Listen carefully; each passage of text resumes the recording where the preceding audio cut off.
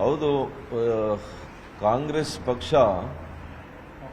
SIR ಬಗ್ಗೆನೇ ಅನೇಕ ತೀಕ್ಷ್ಣವಾದಂಥ ಅಪಾದನೆಗಳು, ಟೀಕೆಗಳು ಇವೆಲ್ಲ ಕೂಡ ಮಾಡಿದರು.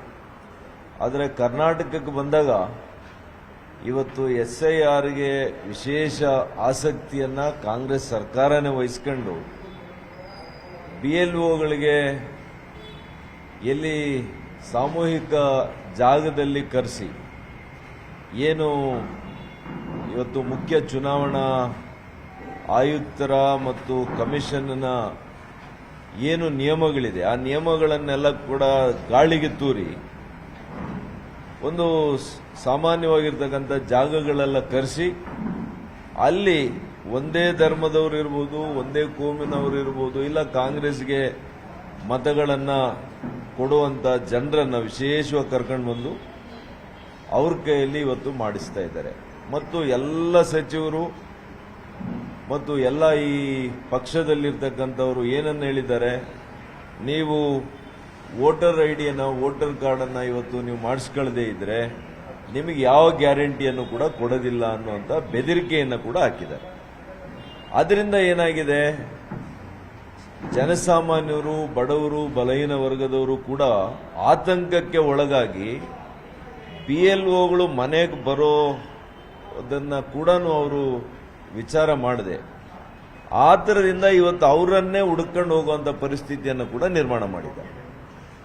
ಇವತ್ತು ಎಲ್ಲ ಕಡೆ ಇದು ಆಗ್ತಾ ಇದೆ. ಅದಕ್ಕೆ ನಾನು ಹೇಳೋಂಥದ್ದು, ಇವತ್ತು ಮುಖ್ಯ ಚುನಾವಣಾ ಆಯುಕ್ತರು ರಾಜ್ಯದಲ್ಲಿ, ಕೇಂದ್ರದಲ್ಲಿ ಇದರ ಬಗ್ಗೆ ವಿಶೇಷವಾದಂಥ ಕ್ರಮವನ್ನು ವಹಿಸಬೇಕು.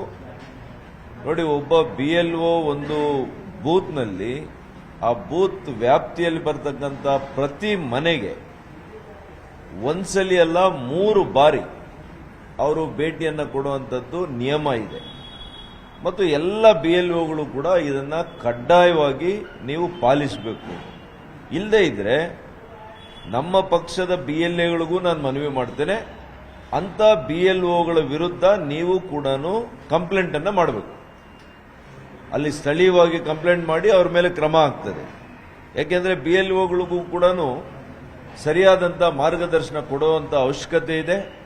ಆಯಾ ಜಿಲ್ಲೆಯಲ್ಲಿ, ಆಯಾ ತಾಲೂಕಿನಲ್ಲಿ ಅಧಿಕಾರಿಗಳು ಕೂಡ ಅವರಿಗೆ ಬಹಳ ಸೂಚನೆಯನ್ನ ಖಡಕ್ಕಾಗಿ ಕೊಡಬೇಕಾಗ್ತದೆ. ಆಗ ಮಾತ್ರ ಇವತ್ತು BLOಗಳು ಎಲ್ಲಿ ಸಾಮೂಹಿಕ ಜಾಗಕ್ಕೆ ಕರೆಸಿ ಅದು ಸರಿಯಾಗಿ ಮಾಡ್ತಾ ಇದ್ದಾರಾ. ಯಾಕೆಂದರೆ ವಿದೇಶದಲ್ಲಿ ವಿಶೇಷವಾಗಿ ನಮಗೆ ಬಾಂಗ್ಲಾದೇಶದ ನಿವಾಸಿಗಳು ಇವತ್ತಿಲ್ಲಿ ಬಂದು ಸುಳ್ಳು ದಾಖಲಾತಿ, ಅಂದರೆ ಸುಳ್ಳು ವಾಸ ಇರತಕ್ಕಂಥ ದಾಖಲಾತಿ ಪತ್ರಗಳನ್ನು ಕೊಟ್ಟು ಮತಪಟ್ಟಿಯಲ್ಲಿ, ವೋಟರ್ ಲಿಸ್ಟಲ್ಲಿ ಸೇರಿಸ್ಕೊಳ್ಳೋಂಥದ್ದು ಇದು ನಮ್ಮ ದೇಶದ ಪ್ರಜಾಪ್ರಭುತ್ವಕ್ಕೆ ಒಂದು ದೊಡ್ಡ ಪೆಟ್ಟನ್ನು ಕೊಟ್ಟಂಗಾಗ್ತದೆ. ಹಾಗಾಗಿ ಇವತ್ತು ಪ್ರತಿಯೊಬ್ಬ ಪೌರ ಈ ಒಂದು ಸರಿಯಾದಂಥ ಮತಪಟ್ಟಿಯನ್ನು ಮಾಡಿಸ್ಕೊಳ್ಳುವಂಥದ್ದು ನಮ್ಮೆಲ್ಲರ ಆದ್ಯ ಕರ್ತವ್ಯ ಆಗಿದೆ, ಮೂಲಭೂತವಾಗಿರ್ತಕ್ಕಂಥ ಒಂದು ಕರ್ತವ್ಯ ಆಗಿದೆ. ಇದು ಈ ದೇಶದ ಪ್ರಜಾಪ್ರಭುತ್ವವನ್ನು ಉಳಿಸಬೇಕು ಅಂತಂದ್ರೆ ಇದು ಮೊದಲನೇ ಹೆಜ್ಜೆ. ಈ ಹೆಜ್ಜೆಯಲ್ಲಿ ಯಾರು ಕೂಡ ಎಡವಬಾರದು. ದಯವಿಟ್ಟು ನೀವೆಲ್ಲ ಕೂಡ ಆತ್ಮಸಾಕ್ಷಿಯಿಂದ, ಆತ್ಮಪ್ರಜ್ಞೆಯಿಂದ ನೀವೆಲ್ಲ ಕೂಡ ಇದನ್ನು ಮಾಡಬೇಕು. ಯಾರು ಅನರ್ಹರಿರ್ತಾರೆ ಅಂಥವರು ಯಾವುದೇ ಕಾರಣಕ್ಕೂ ಕೂಡ ವೋಟರ್ ಲಿಸ್ಟಲ್ಲಿ ಅವರ ಹೆಸರು ನೋಂದಣಿ ಆಗಬಾರ್ದು ಅಂತ ಮಾತ್ರ ನಾನು ಈ ಸಂದರ್ಭದಲ್ಲಿ ಹೇಳಲಿಕ್ಕೆ ಬಯಸ್ತೇನೆ. ಗೊತ್ತಿಲ್ಲ, ಮಾನ್ಯ ರಾಜ್ಯಾಧ್ಯಕ್ಷರು ಸಭೆಗೆ ಆಹ್ವಾನ ಮಾಡಿದ್ದಾರೆ, ಹಾಗಾಗಿ ಬಂದಿದ್ದೇನೆ. ಏನು ಅಂತ ಗೊತ್ತಿಲ್ಲ ನನಗೆ, ಮಾತಾಡಿದ ಮೇಲೆ ಹೇಳ್ತೀನಿ. ವಿಶ್ವನಾಥ್ ಅವರ ಜೊತೆ ತಮ್ಮದು ಏನಾದರೂ ವೈಮನಸ್ಸು ತುಂಬಾ ತಾರಕ ಹೋಗ್ತಾ ಇದೆ, ಜಾತಿ ಬಗ್ಗೆನೂ ಕೂಡ ಮಾತು ಹೊರಗಡೆ ಬರ್ತಾ ಇದೆ ಸರ್. ನೋಡಿ ಇವರೇ, ನಾನು ಎಂದೂ ಕೂಡ ಜಾತಿ ಮಾಡಿದವನಲ್ಲ. ನಾನು ಬಂದಿರತಕ್ಕಂಥ ಕ್ಷೇತ್ರನೇ ಮೊದಲಿಂದ ಕೂಡ ಅಹಿಂದ ಕ್ಷೇತ್ರ. ನಾನು ಒಂದು ಜಾತಿ ಪರ ಇದ್ದಿದ್ರೆ ನಾನು ಯಾವಾಗಲೂ ಕೂಡ MLA ಆಗ್ಲಿಕ್ಕೆ ಸಾಧ್ಯನೇ ಆಗ್ತಾ ಇರಲಿಲ್ಲ. ಕಾಂಗ್ರೆಸ್ಸಲ್ಲೂ ಆಗಿದ್ದೇನೆ, BJPಯಲ್ಲಿ ಬಂದ ಮೇಲೂ ಕೂಡ ಆಗಿದ್ದೇನೆ. ಅಂತಂದ್ರೆ ನನಗೆ ಸಮಾಜದಲ್ಲಿ ನಂಬಿಕೆ, ಎಲ್ಲ ಜಾತಿಗಳ ಜನರ ಜೊತೆ ಇದ್ದಂಥ ಸಂಬಂಧ ಮತ್ತು ಪ್ರೀತಿ ವಿಶ್ವಾಸದಿಂದ ನಾನು ಗೆದ್ದಿದ್ದೇನೆ.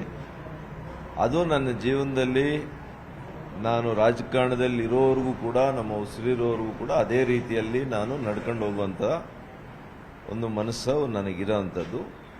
ಮತ್ತು ಯಲಹಂಕ ಕ್ಷೇತ್ರದ್ದು ನಾನು ಮಾಧ್ಯಮದ ಮುಂದೆ ಚರ್ಚೆ ಮಾಡಲಿಕ್ಕೆ ಇಷ್ಟಪಡೋದಿಲ್ಲ. ಬಹುಶಃ ಮಾನ್ಯ ರಾಜ್ಯಾಧ್ಯಕ್ಷರು ಇವತ್ತು ಕರೆದಿದ್ದಾರೆ, ಏನು ಮಾತನಾಡ್ತಾರೆ ಅಂತ ನಾನು ನೋಡ್ತೀನಿ, ಏನು ಸಭೆ ಆಗ್ತದೆ ಅಂತ ನೋಡ್ತೀನಿ. ನಿಮ್ಮ ಕ್ಷೇತ್ರದ ಶಾಸಕರು ಸರ್, ನಿಮ್ಮ ಶಾಸಕರು ಇತ್ತೀಚೆಗೆ ಅಹಿಂದ ಜಪ ಮಾಡ್ತಿದ್ದಾರೆ ಸರ್, ಅಹಿಂದ ಹುಡುಗನ್ನ ತುಳಿತಾ ಇದ್ದಾರೆ ಅಂತೆಲ್ಲ ಮಾತಾಡ್ತಿದ್ದಾರೆ. ಯಾರು? ಚಿಕ್ಕಬಳ್ಳಾಪುರನ? ಶಾಸಕರು ಚಿಕ್ಕಬಳ್ಳಾಪುರನ? ನಾನು ಮೊನ್ನೆನೇ ಹೇಳಿದ್ದೇನೆ, ಯಾವುದೇ ಒಬ್ಬ ರಾಜಕಾರಣಿ ತಪ್ಪು ಮಾಡುವಾಗ, ಒಬ್ಬ ಅಧಿಕಾರಿ ತಪ್ಪು ಮಾಡುವಾಗ ಅವರು ಏನು ಮಾಡ್ತಾರೆ ಅಂತಂದ್ರೆ ಹತಾಶೆಯಿಂದ, ಭಯದಿಂದ ಜಾತಿಯನ್ನ ಶೀಲ್ಡ್ ಆಗಿ ರಕ್ಷಣೆಗೋಸ್ಕರ ಉಪಯೋಗ ಮಾಡ್ತಾರೆ. ಇವರು ಕೂಡ ಅದನ್ನೇ ಮಾಡಿದ್ದಾರೆ. ಯಾವ ಜಾತಿ ಕೂಡ ಒಬ್ಬ ವ್ಯಕ್ತಿಗೆ ಅಮಾನವೀಯವಾಗಿ ನಡ್ಕೋಬೇಕು, ಅಮಾನುಷವಾಗಿ ನಡ್ಕೋಬೇಕು ಅಂತೇಳಿ ಯಾವ ಜಾತಿಯನ್ನು ಹೇಳ್ಕೊಡೋದಿಲ್ಲ. ತಪ್ಪು ಮಾಡುವಂತ ಕೂಡ ಹೇಳ್ಕೊಡೋದಿಲ್ಲ. ತಪ್ಪು ಮಾಡಿದ ಮೇಲೆ ನಮಗೆ ಜಾತಿ ರಕ್ಷಣೆ ಬರಬೇಕು ಅಂತಂದ್ರೆ ಅದು ಬರೋದಕ್ಕೆ ಸಾಧ್ಯ ಇಲ್ಲ. ಅದು ಹತಾಶೆಯ ಮನೋಭಾವ. ಜನರೆಲ್ಲ ಕೂಡ ನೋಡಿದ್ದಾರೆ, ಅವತ್ತು ಅವ್ರ ಭಾಷಣ ನೋಡಿದ್ದಾರೆ, ಅವ್ರ ರೀತಿ ನೀತಿ ನೋಡಿದ್ದಾರೆ. ನೀವು ಕೂಡ ಮಾಧ್ಯಮದಲ್ಲಿ ಸಾಕಷ್ಟು ತೋರಿಸಿದ್ದೀರಿ, ರಾಜ್ಯದ ಜನರು ಕೂಡ ನೋಡಿದ್ದಾರೆ. ಸರಿಯಾದ ಸಂದರ್ಭಕ್ಕೆ ಜನರು ಅವರಿಗೆ ಅಂತಿಮವಾಗಿ ಜನರ ತೀರ್ಪು ಅಂತಿಮ ಇರ್ತದೆ. ಅದು ಬರುವಂಥ ದಿನ ಬರುತ್ತೆ. ಈಗ ಅದು ನಮ್ಮ ಕೈಯಲ್ಲಿಲ್ಲ. ನಮ್ಮ ಹೈಕಮಾಂಡು ಈಗ ಲೋಕಸಭಾ ಕ್ಷೇತ್ರಕ್ಕೆ ನನ್ನನ್ನು ಕಳಿಸ್ಕೊಟ್ಟಿದ್ದಾರೆ. ಚಿಕ್ಕಬಳ್ಳಾಪುರದ ಕ್ಷೇತ್ರದ ಜನತೆ, ನಮ್ಮ ಹೈಕಮಾಂಡ್ ನಾನು ಅಲ್ಲಿರಬೇಕು ಅಂತೇಳಿ ನನ್ನನ್ನು ಅವರು ಆಶೀರ್ವಾದ ಮಾಡಿದ್ದಾರೆ ಇಬ್ರು. ಈಗ ಮುಂದೆ ಹೈಕಮಾಂಡ್ ಏನು ಹೇಳುತ್ತೆ ಅದನ್ನು ನಾನು ನಡ್ಕೊಳ್ತೀನಿ. ರಾಜ್ಯಕ್ಕೆ ಹೋಗು ಅಂದರೆ ರಾಜ್ಯಕ್ಕೆ ಬರ್ತೀನಿ. ಈಗ ನಿಮ್ಮ ಪ್ರಕಾರ ಮೈತ್ರಿ ಮುಂದುವರಿಬೇಕಾ ಸರ್, ಹೇಗೆ ಅಂತ? ಯಾಕಂದ್ರೆ ವಿಧಾನ ಪರಿಷತ್ ಚುನಾವಣೆಯಲ್ಲಿ ಅಡ್ಡಮತದಾನದ ವಿಚಾರವಾಗಿ ಎರಡೂ ಪಕ್ಷಗಳ ನಾಯಕರಲ್ಲಿ ಒಂದು ರೀತಿ ಅಪನಂಬಿಕೆ ಶುರುವಾಗಿದೆ. ಒಂದು ರೀತಿ ಹಣೆ ಪ್ರಮಾಣದ ಅಂತದ್ದು ನಾಯಕರ ಮಧ್ಯೆ ಎಲ್ಲಿ ಕೂಡ ಅಪನಂಬಿಕೆ ಬಂದಿಲ್ಲ. ಯಾಕಂದ್ರೆ ಹಣೆ ಪ್ರಮಾಣ ಮಾಡಿದಾರ ಅಲ್ಲಲ್ಲ, ನೋಡ್ರಿ, ಆಗಿರ್ತಕ್ಕಂಥದ್ದು ನಮಗೆಲ್ಲ ಕೂಡ ಬೇಸರ ತಂದಿದೆ, ನಿಜವಾಗಿಯೂ ಕೂಡ ನೋವಾಗಿದೆ. ಅದರಲ್ಲಿ ಎರಡು ಮಾತಿಲ್ಲ. ಅದರ ಬಗ್ಗೆ ನಮ್ಮ ಹೈಕಮಾಂಡ್ ಈಗಾಗಲೇ ಏನು ಸತ್ಯಶೋಧನಾ ಸಮಿತಿಯನ್ನು ಮಾಡಿದ್ದಾರೆ, ಅದರ ರಿಪೋರ್ಟ್ ಅನ್ನು ಕೂಡ ತೆಗೆದುಕೊಂಡಿದ್ದಾರೆ. ಅದು ಆ ಹಂತದಲ್ಲಿ ನಡೀತಾ ಇದೆ. ಇವತ್ತು ಎರಡೂ ಪಕ್ಷಗಳ ಸಮನ್ವಯತೆ ನನ್ನ ಪ್ರಕಾರ ಚೆನ್ನಾಗಿದೆ ರಾಜ್ಯದಲ್ಲಿ. ಅದು ಮುಂದುವರಿಯುತ್ತೆ ಅಂತೇಳಿ ನಾನಂತೂ ವೈಯಕ್ತಿಕವಾಗಿ ಅನ್ಕೊಂಡಿದ್ದೀನಿ. ಮತ್ತು ನಮ್ಮ ಹೈಕಮಾಂಡ್ ಏನು ತೀರ್ಮಾನ ಮಾಡ್ತಾರೆ ಅದರಂತೆ ನಾವೆಲ್ಲ ಕೂಡ ಒಪ್ಕೊಳ್ಬೇಕಾಗ್ತದೆ. ನನ್ನ ವೈಯಕ್ತಿಕವಾದಂಥ ವಿಚಾರಗಳು ಇದರಲ್ಲಿ ಏನು ಬರೋದಿಲ್ಲ. ಅಲ್ಟಿಮೇಟ್ಲಿ ಪಾರ್ಟಿ ಏನು ಹೇಳುತ್ತೆ ಅದನ್ನೆಲ್ಲ ಕೂಡ ನಾವು ಮಾಡಬೇಕು. ಕೇಂದ್ರದಲ್ಲಿ ಕ್ಯಾಬಿನೆಟ್ ರೀಶಫಲ್ ಆಗಬೇಕು ಅನ್ನೋದಿದೆ ಸರ್, ಯಾವಾಗ ಆಗ್ಬೋದು? ತಾವೇನಾದರೂ ಕೇಂದ್ರ ಸಚಿವ ಆಕಾಂಕ್ಷಿ? ನಾನು ಯಾವುದಕ್ಕೂ ಆಕಾಂಕ್ಷಿನೂ ಅಲ್ಲ, ಲಾಬಿನೂ ಮಾಡೋದಿಲ್ಲ. ಯಾವಾಗಲೂ ಕೂಡ ಮಾನ್ಯ ಪ್ರಧಾನಮಂತ್ರಿಗಳು ಅದು ಅವರ ಒಂದು ತೀರ್ಮಾನ ಇರ್ತದೆ, ನಿಮಗೆಲ್ಲ ಗೊತ್ತಿದೆ ಅದು. ಹಾಗಾಗಿ ಬಹುಶಃ ಈಗ ಮಾನ್ಸೂನ್ ಸೆಷನ್ ಇದೆ, ಮಳೆಗಾಲದ ಅಧಿವೇಶನ 20ನೇ ತಾರೀಕು ಪ್ರಾರಂಭ ಆಗಿ 13ನೇ ತಾರೀಕು ಆಗಸ್ಟ್ವರೆಗೂ ಇರೋದ್ರಿಂದ ಅದು ಮುಂಚೆ ಆಗುತ್ತಾ ಆಮೇಲೆ ಆಗುತ್ತಾ ಎಲ್ಲೂ ಕೂಡ ಅವರೇನು ಹೇಳಿಲ್ಲ. ಎಲ್ಲ ಮಾಧ್ಯಮಗಳಲ್ಲಿ ಬಂದಿದೆ. ಯಾವಾಗುತ್ತೆ ಅದು ಅವ್ರಿಗೆ ಮಾತ್ರ ಗೊತ್ತಿರುತ್ತೆ ಬಿಟ್ಟರೆ ಅವ್ರಿಗೆ ಬಿಟ್ಟು ಬೇರೆ ಇನ್ಯಾರಿಗೂ ಗೊತ್ತಿರಲಿಕ್ಕೆ ಸಾಧ್ಯ ಇಲ್ಲ. ಮತ್ತು ಅವರ ಪರಮೋಚ್ಚ ಅಧಿಕಾರ ಪ್ರಧಾನಮಂತ್ರಿಗಳ ಟೀಮ್ ಅಲ್ವಾ ಅದು, ಅವರ ಟೀಮನ್ನು ಅವರೇ ಆಯ್ಕೆ ಮಾಡ್ಕೊಳ್ತಾರೆ.